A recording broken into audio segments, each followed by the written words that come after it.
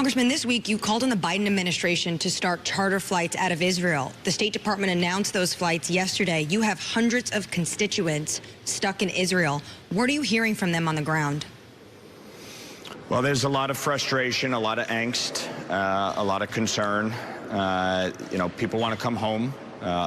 Many of my constituents were in Israel for the holidays and when the war broke out, and so obviously they want to get back to the United States.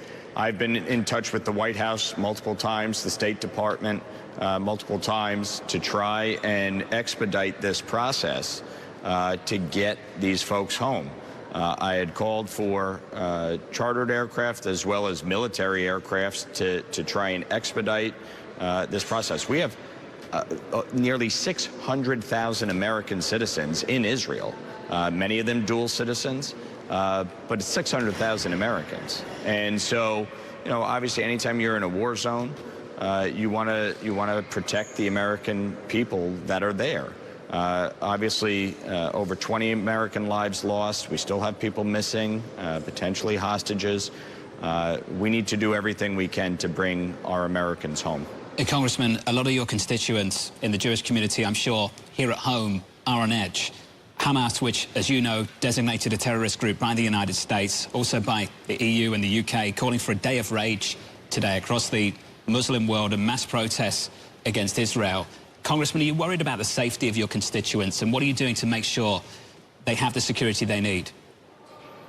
Well, I'm always concerned. I have one of the largest Jewish communities in the country, in the 17th Congressional District of New York. Unfortunately, threats of violence against the Jewish people are not new.